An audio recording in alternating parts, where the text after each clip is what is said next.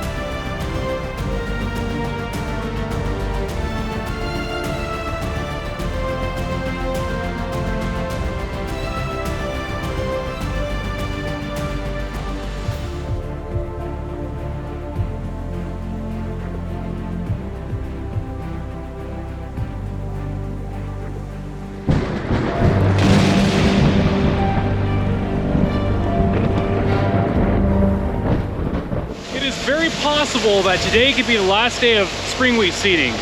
We're emptying out the rest of the fertilizer that's in this truck into the drill so we can get it cleaned out. And if not today, but tomorrow, we'll for sure finish up. Ooh, fertilizer dust in the eyes. So anyways, cleaning this bad boy out.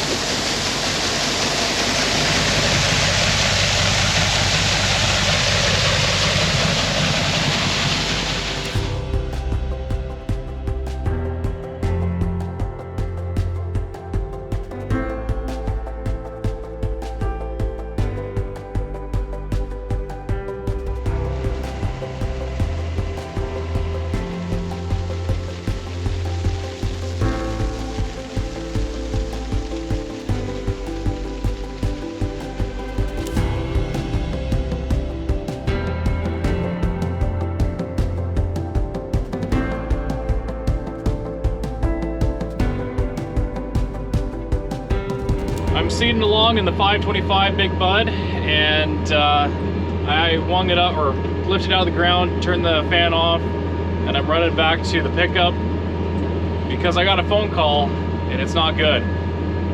My dad called me and he's like, something happened to the 600 Big Bud motor, so you're gonna have to come over here and take a look at it.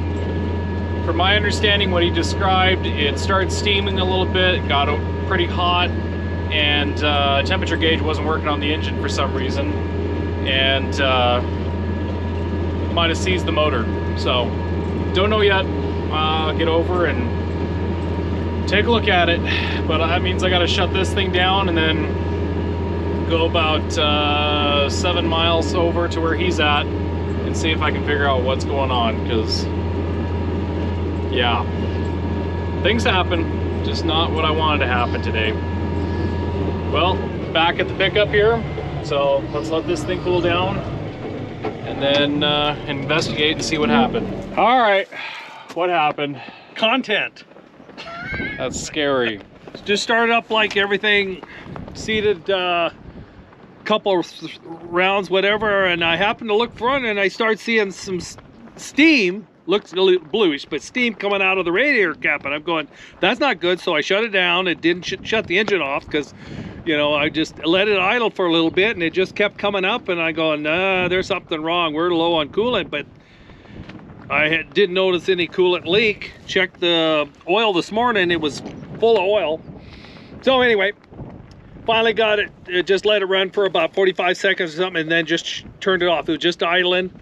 And it kept steaming, and just checked the water now. There is no water in the front of the radiator, so it did eat coolant, but there's nothing on the ground. There's not a hose split, so that means it's internal. Did you check the engine or the oil in the engine? Yes, it's that's full. fine? Okay. It's not overly full. It's just about where I checked it this morning, so it didn't run inside the engine, down the lower chamber of the engine. Well, so it would have had to go through the exhaust. So basically what could have happened is it could have cracked a head, and it could have been plumbing a bunch of that coolant in the cylinders and burning it. And we might have not known that. But the thing is, usually when cracked heads happen, you'll have it in your oil when you start up in the morning, because it starts leaking past the piston rings and getting into your oil. I mean, that's pretty warm. Try turning it over. We'll try and see what happens here. And your alternator or your AC belt's on backwards. Did it flip? Yeah. Oh yeah, it did. Okay, go ahead.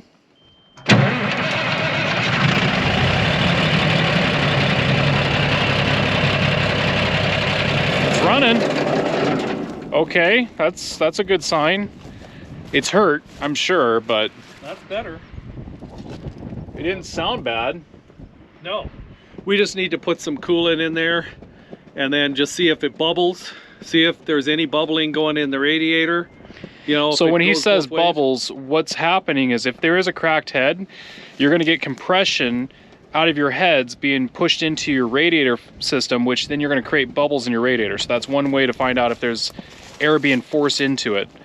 But it's hard to say. Maybe it's okay, but it's I don't probably know, or damaged. maybe it's all in my head. When I got done rebuilding the side of the engine with those new seals because it was so leaky, I checked the coolant there and it was good. And then we washed it all off and checked it again, it was good. But ever since then, I haven't checked it. So really, we've been every morning. No, Nick did check it when I was in the yard 3 days ago. Oh, he did? Yes, I saw Oh, him so pull there was- the cap off and look in there, put the cap back on. Oh, if he checked it 3 days ago, then Yeah, so it had coolant then. okay. It was, it's probably been about 3 days, yeah. Well, then if that's the case, he must be eating it somewhere. We'll have to watch the oil level on the engine, and like you said, check for bubbles in the radiator cap and see what it does. Well, we'll find out how many gallons is going into it. The other thing too is it could be leaking coolant into the transmission and raising the level of the transmission, but I can't tell right now with the sight glass. Doesn't look like it's milky. You should be able to tell kind of a milky look with coolant and oil mixed together, so hopefully it's not, because I know where that's at.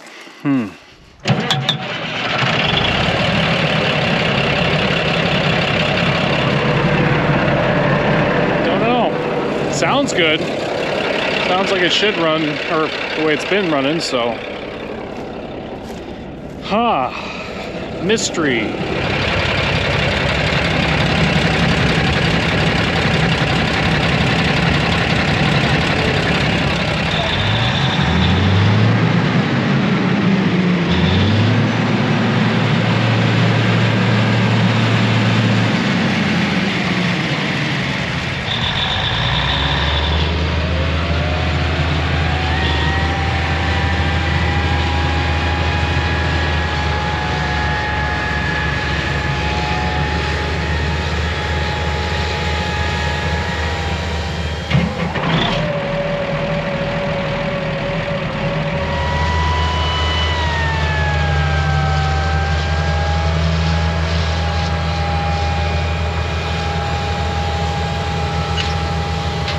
So this morning we sat down and kind of talked about possibly reducing our acres.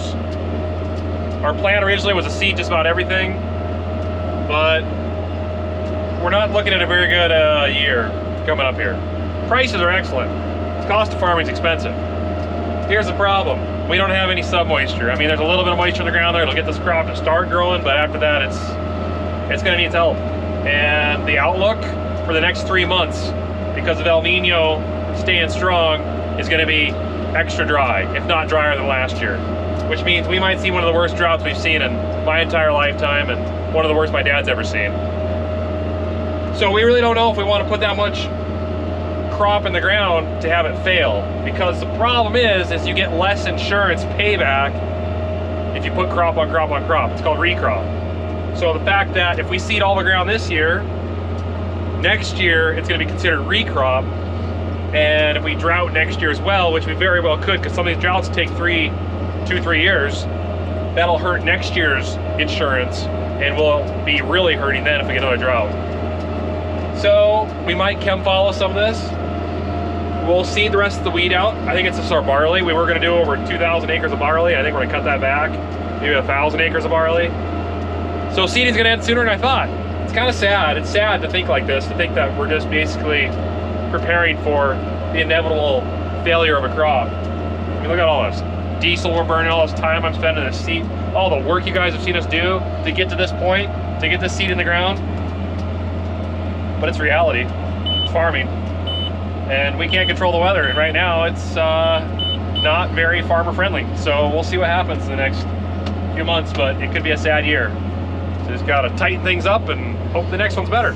So we went ahead, put antifreeze in it, started up, listened. It sounds normal, but there definitely is a antifreeze leak into the combustion chamber. We only have a few hours left to finish the wheat, and then we can get it back to the shop. So we don't think that there will be any long-term damage than what has already occurred. It's running strong, but what I did notice when I got out to remove a piece of old barbed wire that was in the field, the air movement, the wind carrying the exhaust when it was idling, I walked across that path and I could smell it was burnt antifreeze. So there definitely is a leak that's running into the combustion chamber.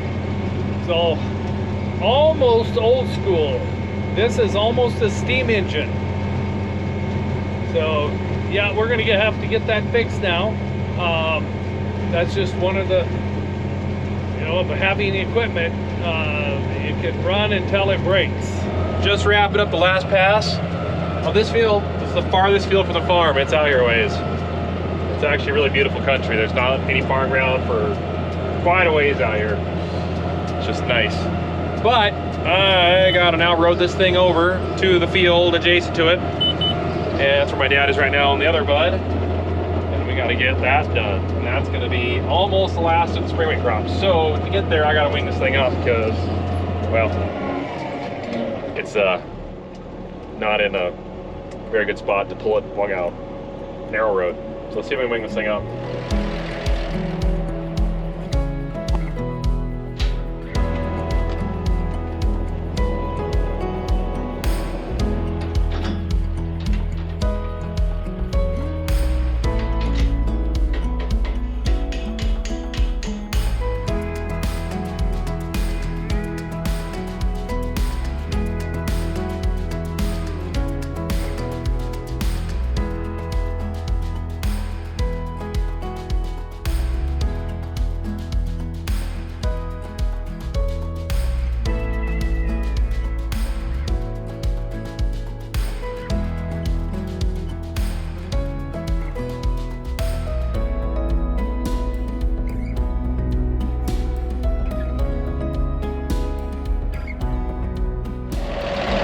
Well, I just ran out of seed, and Dad's right over here, and he has supposedly enough seed to finish this piece. So I think I'm gonna take this back to the yard, and then we'll figure out where to go from there. We have about 60 acres left after this piece of spring wheat that we're gonna do, and then we'll start switching over to barley, which we'll probably do that tomorrow. So we're getting real close, guys, wrapping this up, minus the fact that we're gonna be cutting back a lot of barley acres. This was a barley field. I harvested about 3 acres of it and realized there was about a half a bushel an acre. So we left it. It got hailed and droughted. Double whammy. But it's a new year. Never know what might happen. Maybe we'll get that rain that we don't think we're gonna get, but we might get it. That'd be amazing.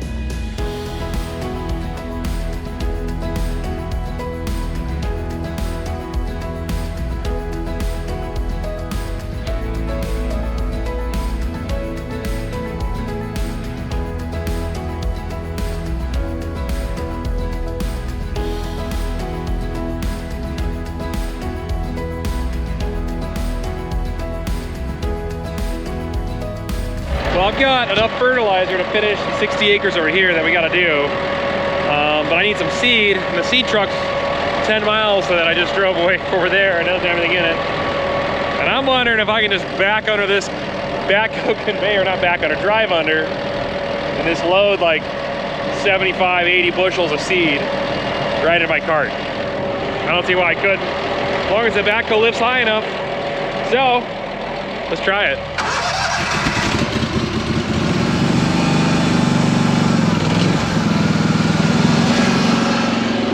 What do you think? Tall enough? I'll eyeball it from the cart. I gotta open the door anyways. Oh yeah, that'll clear. Let's take a peek in here. Is that a rock? I was just looking to see how much fertilizer I have, but I think I see a rock in here. 1 second. Let me get that before that goes through the drill. Piece of rusty metal. Could have plugged something. All right, that's not the one I wanted to go into though.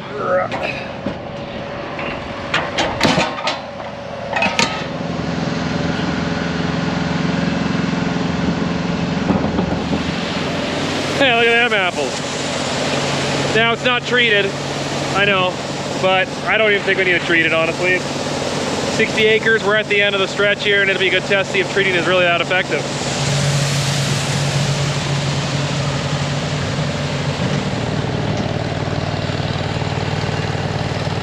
That was painless. I don't know if I'd do that for every field, because there'd be a lot of trips back and forth to this bin, and we wouldn't be able to treat with a conveyor, but worked this time. Didn't quite finish last night. I ran out of seed. I was literally like 15 bushels short of having enough seed, so I didn't quite estimate it right, but this morning I got the truck, put a little bit in it, quickly went over, put it in the cart, and I am just now finishing spring wheat of 2022. Right now, last pass. So I'll wing her up, run it back to the farm. We'll go through this tractor, we'll check fluids, check tires, wash things down, wash radiator, go through the toolbar, grease a lot of stuff, fuel it, then get it calibrated for barley. We'll put some barley in, gonna cut it back from what we were planning, and in probably about 2 days we'll be done seeding. Isn't that great? And then I gotta spray. Because it doesn't end, this keeps going. We just topped her off some barley seed, calibrated the meter rollers. I'm gonna go through with the grease gun and grease a lot of this stuff. And then, yeah, check all the fluids on the tractor, so I'll get to that.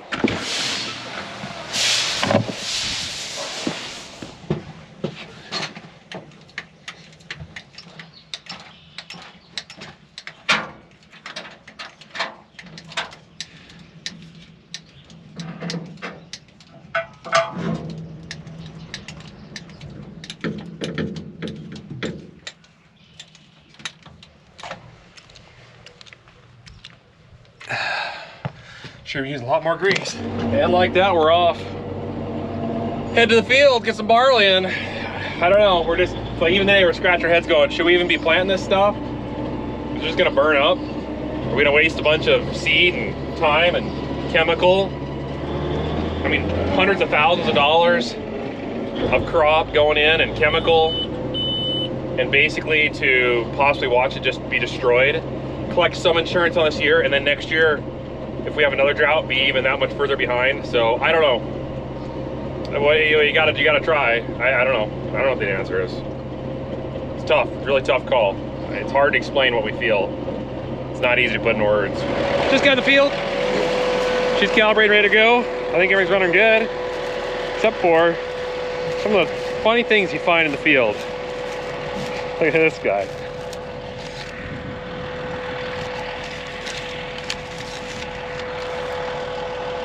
Someone had a model rocket they launched here. I'll bring that back. The boys might want to play with that. Got a parachute and everything. I used to do that back in the day. Huh.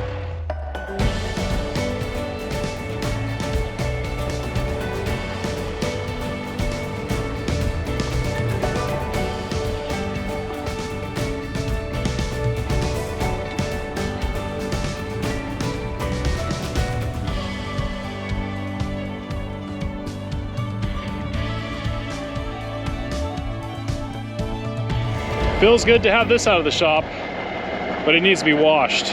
Like, it's dirty. I mean, it's not the prettiest trailer, but still. I'm gonna wash it, clean it up a little bit, because it'll probably be the only washing it's gonna get all year, so better make it now.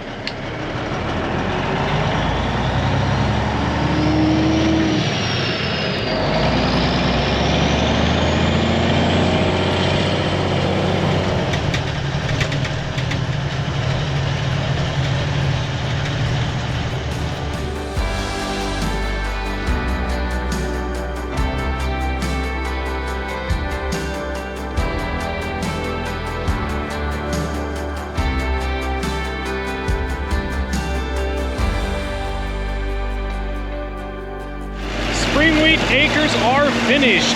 He's back in the yard, and we just got a little bit of spring wheat out of here, but now we're putting barley in. Switching over so we can start seeding barley. Nick's actually out seeding barley right now, and yeah, we're getting close to being finished. So a little update on the Big Bud. So far it's running great, except for it's still eating antifreeze. Now I start thinking about it. The radiator cap that's on top of the radiator, it was all cracked out and it was almost breaking out, the whole housing itself. So I soldered that, and what might have happened is, out of a couple years, it's been cracked for who knows how long, and it's never built up pressure in the radiator. Well, now that the radiator cap is solid and it's soldered in there and it's tight, it's building up pressure, which might be pushing antifreeze past this, the head gaskets, and that might be why it's eating so much antifreeze right now. So we cracked the radiator cap open just a little bit, just so it can kind of not build the pressure. Hopefully it doesn't eat as much, but it's running good so far, but we're gonna have to pull those heads off that engine. It needs a little more TLC, so anyways, I don't know, it's working.